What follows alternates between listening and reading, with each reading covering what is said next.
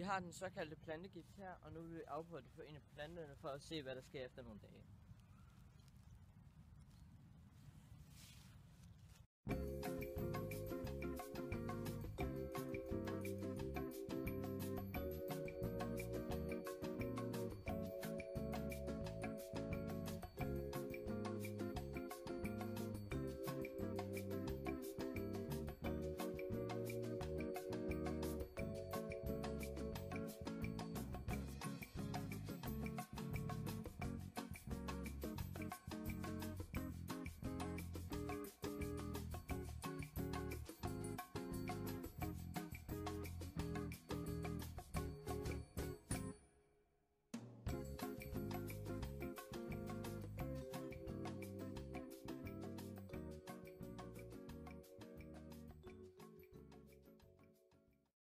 Nu kan vi se, at den her plante den er rigtig svækket. Den har mistet alle sine blade, og den er ved at dø.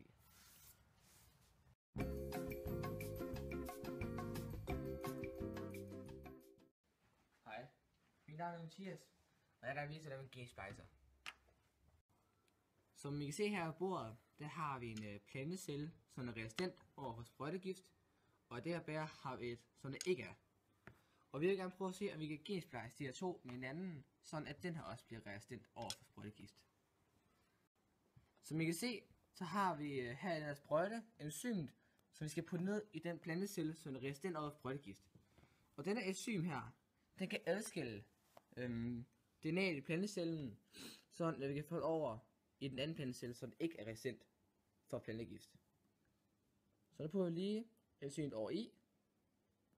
Sådan der.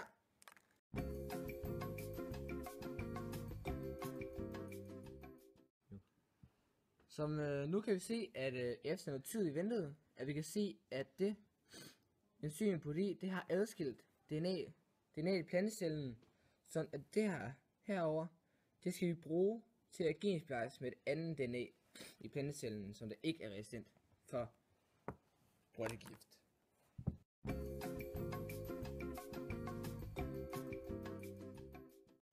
Nu har vi så det ønskede DNA, som vi skal over i den anden plantecelle. Så det gør vi lige nu.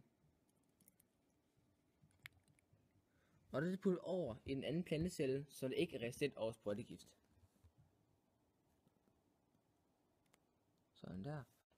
Ja, så nu har vi jo fået suttet op i sprøjten, vores ønskede plantecelle.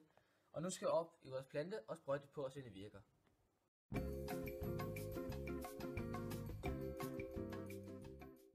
Vi har så væsken, som vi lavede nede i laboratoriet, og nu vil vi så se, om den virker på den halvdøde plante.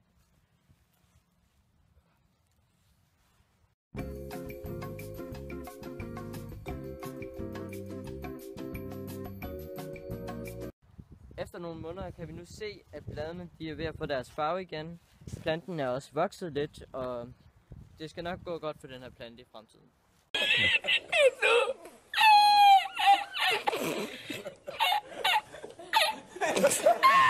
Og det putter vi så ned i plantecellen, som er resistent over for sprøjtegift.